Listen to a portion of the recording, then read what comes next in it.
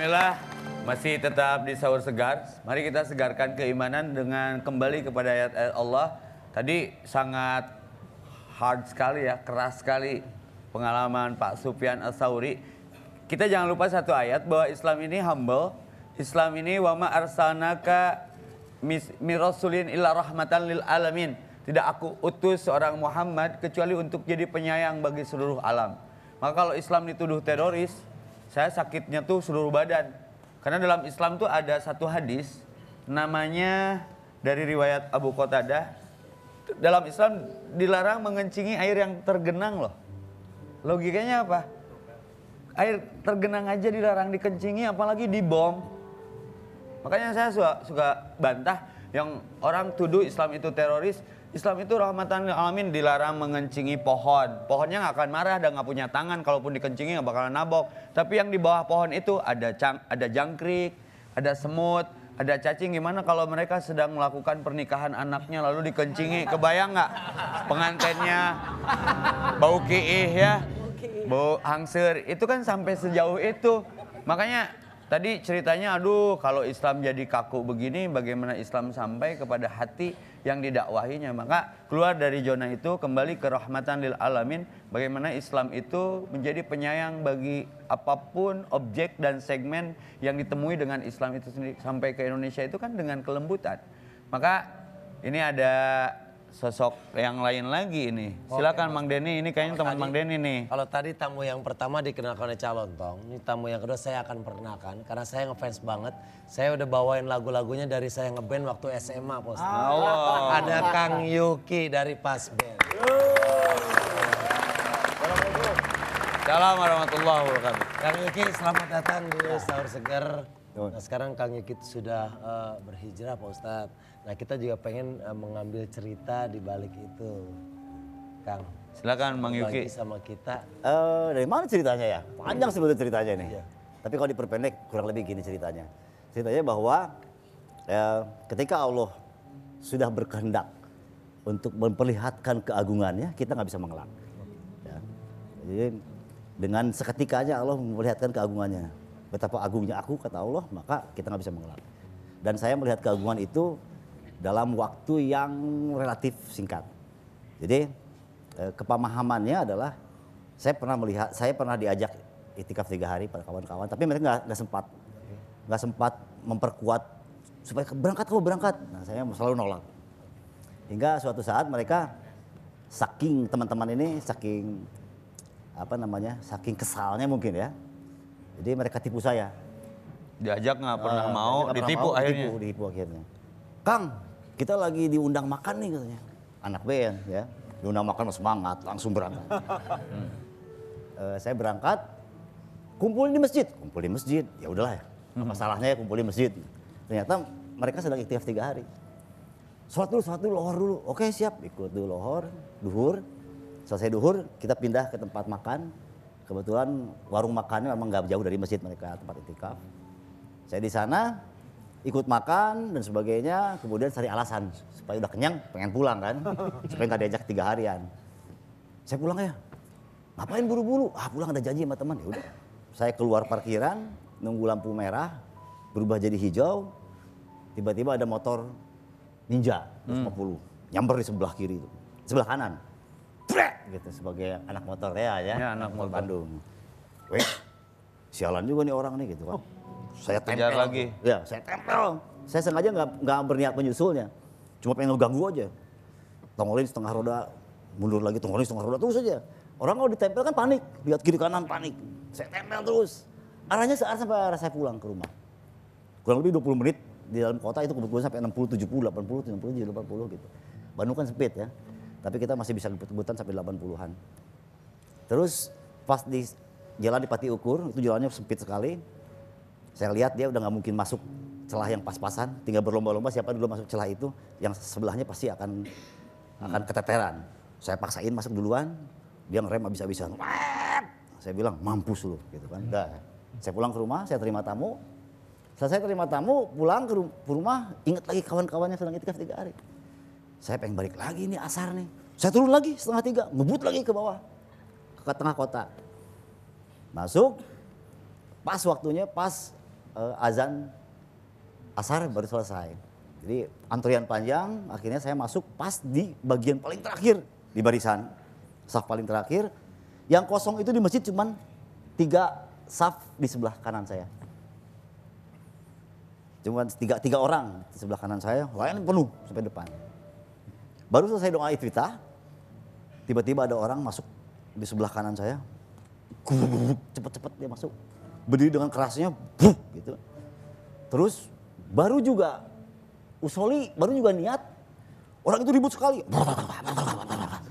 Ini orang kenapa gitu kan. Saya gak mau dengar, saya berusaha fokus gak mau dengar orang itu ribut. Itu begitu takbir, Allahu Akbar, tangannya ngebuka. Nah persis seperti ini kondisinya. Gini, kena muka. Saya sampai mundur ke belakang. Ini orang kenapa, gila gini. Saya gak mau keganggu, saya berusaha setengah merem ngelihat ke karpet masjid. Begitu imam Allahu Akbar, orang itu ngebut duluan. Allah, set duluan dia. Sami Allah, set duluan. Ini orang mau kemana? Ada orang gila di mana? Gitu. Ini unik ini. Ya. Rakaat pertama saya masih belum sadar. Rakaat kedua tiba-tiba terilhami atau teringatkan pada kejadian tadi jam 1 siang. Saya kebut-kebutan naik motor. Astagfirullahaladzim. Apakah ini saya dibayar kontan tadi kebut-kebutan naik motor? Apakah saya betul dibayar kontan? Itu sesudah rakaat kedua saya bacaannya udah ngaco. Udah gak ada bacaan sholatnya sama sekali. Udah astagfirullahaladzim. Ini dibayar kontan Allah? Ini benar dibayar kontan? La ilaha illallah astagfirullah. Terus dia sampai assalamualaikum cuma Allah astagfirullahaladzim. Ini dibayar kontan saya bilang. Selesai sholat saya nggak sama sekali nggak berdoa. Saya sama sekali nggak zikir. Saya keluar masjid, saya nongkrong di depan halaman masjid. Ambil merokok sebatang sambil ngelamun. Kenapa bisa dibayar kontan gini ya? Saya bilang akhirnya pada amir rombongan, Mir saya pulang ah. Udah tanggung udah di sini ikut aja kegiatan. Ah enggak saya mau pulang. Pulang saya pulang. 3 hari kemudian rombongan itu pulang ke rumah, saya sapa lagi. Karena teman lama juga. Teman main motor juga. Saya bilang, saya percaya sama rombongan antum. Rombongan antum kayaknya emang dicintai Allah. Jadi apa yang saya kerjakan kesalahan tolol siang itu langsung dibayar kontan. Saya bilang, saya siap ikut 3 hari kemudian. Jadi saya akhirnya dari situ berusaha istiqomah. Alhamdulillah sampai sekarang jalan terus. Luar biasa. Bang Yuki, jadi kesadaran dibayar kontan itu saat itu didapat ya? Ya. Jadi hati-hati dengan sholat dan imam yang ngebut. Rosi pun minder kalau lihat imam yang ngebut dalam tarawih atau dalam sholat wajib. Sekarang faktanya banyak. Ada yang sholat ngebut, bismillahirrahmanirrahim. Itu dibiarin saja sama makmumnya, maka benar sholatnya benar urusannya. Karena Kang Yuki sebelumnya kebut-kebutan, didapatkanlah fenomena sholat ngebut. Kalau menemukan imam yang sholatnya ngebut, kasih helm saja. Bahaya makmumnya ya. Ini ada kabar, dulu sebelum pergi itikaf 3 hari, di masjid banyak terjadi masalah. Tetapi saat pulang ke rumah seluruh masalah menjadi baik-baik saja. Gimana itu ceritanya? Ya itu emang hebat. Jadi ada sebuah kesalahan kecil sebetulnya emang. Saya bilang niat berangkat pada rombongan itu sekitar tanggal 8, tanggal 9. Oke, Ustadz saya percaya pada rombonganmu, saya pengen ikut berangkat 3 hari. Gak ada jadwal Kang, paling tanggal 20-an. Nah ternyata jeda antara tanggal 8 sampai tanggal 20 yang sekitar 2 mingguan itu ternyata adalah waktu yang empuk buat setan untuk bekerja. Jadi ibu masuk rumah sakit 3 hari kemudian dari tanggal 8. Anak saya berantem dengan pacarnya hingga kabur dari rumah. Itu kabur ke apartemen di Ciamplas. Apartemen kan kemana? Kamarnya kan banyak, pintunya banyak. Mesti nyari anak perempuan di berapa lantai gitu yang di mana kamarnya nggak tahu. Akhirnya dengan berusaha keras kita ketemu. Saya paksa dia pulang, dia nggak mau pulang. Nangis nggak mau pulang. Kebetulan waktu itu saya memang lagi nggak punya persediaan uang waktu itu. Jadi nggak sempat musim. Kalau punya uang mungkin nggak bingung ya, tinggal kasih duit gitu. Kamu nih pegang duit, kamu bisa sarapan, bisa kuliah, tetap jalan gitu. Karena pegang uang saya mesti tiap hari nganterin makanan. Terus bapak saya masuk rumah sakit kurang lebih 8 hari, 9 hari kemudian. Terus itu saya lagi memusingkan. Selama seminggu itu, wah tiap hari rewel sekali.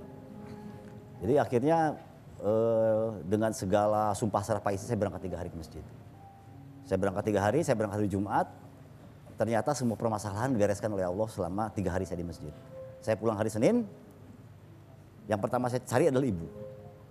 Ternyata ibu lagi asik nonton TV sinetron. Ma sehat? Sehat? Saya cium pipi kiri kanannya. Papa sehat? Papa di kamar. Lagi main HP. Sehat juga, alhamdulillah Pak. Cium kiri kanan pipi. Peluk. Saya turun ke bawah.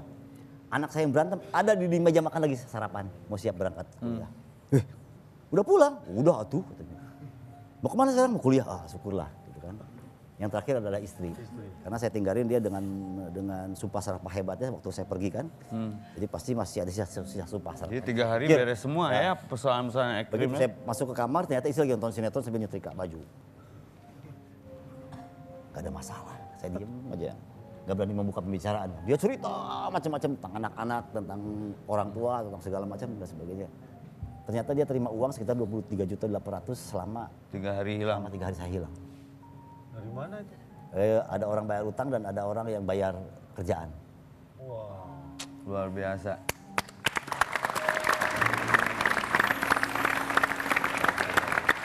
Nah, ini kita punya beberapa foto kegiatan Kang Yuki. Kita lihat ini dia.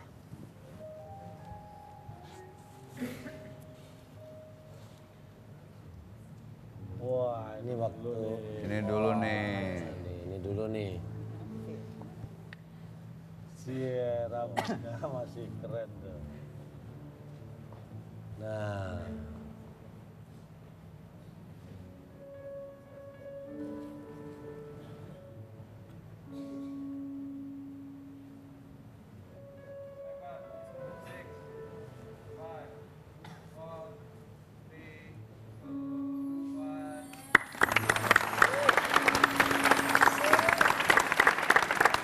Yuki. Nah, kita juga sempat melihat Kang Yuki fotonya sempat viral sedang membersihkan masjid. Ya. Itu gimana Kang?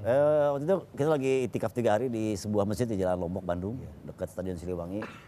Kebetulan siang itu hujan lebat luar biasa, banjir luar biasa. Jadi masjid itu 3 tingkat, atasnya dak beton dan pipa-pipa dari dak beton itu turun langsung ke bawah, masuk ke solokan, langsung masuk ke dalam tanah. Jadi solokannya tidak kelihatan karena ketutup jalan paving. Jadi solokannya langsung masuk ke dalam tanah, pipa-pipa itu. Hujan luar biasa besar sekali dan banjir karena banyak daun nyocok nutup pipa-pipa itu. Akhirnya dak beton itu penuh dengan air dan masuk ke dalam masjid. Jadi dahsyat sekali banjirnya. Kami waktu itu ada sekitar 12 orang. Selesai hujan kami sibuk ngepel, kami gulung karpet, kami juga lap-lap kaca dan sebagainya karena memang kondisi yang Masjid masjid yang kotori ya banjiran. dengan limbah. Tadi ada seorang kawan yang iseng melihat, kemudian dia foto, cepret gitu kan. Dia maksudnya dia mau ngajak temennya supaya tuh Yuki Pasben aja mau ikut itikaf 3 hari lu masa nggak mau ikut gitu maksudnya gitu. Memotivasi ya. Memotivasi. Tapi ternyata yang diterima oleh temannya berbeda ceritanya. Dioper-oper, makanya akhirnya jadi cerita seperti itu. Menyangka Yuki ganti profesi ya dari Jadi vokalis marbot. band jadi marbot ya. Tapi hikmahnya luar biasa ya. Hikmahnya luar biasa. Saya sampai, karena Pas Ben masih jalan ya, masih keluar kota, masih manggung kemana-mana gitu. Saya sering kali ditanya ibu-ibu atau bapak-bapak yang bawa anaknya. Itu Yuki Marbot, katanya gitu. Yuki marbot bukan Yuki Pasben lagi. Tapi meninggalkan band Pasben nggak? Alhamdulillah enggak. Enggak ya, tidak meninggalkan Tidak zona lama ya. Jadi insya Allah ini semakin asik. Kita akan explore terus nanti setelah yang satu ini lewat ya, tetap di Sahur Segar. Ingat 5 perkara sebelum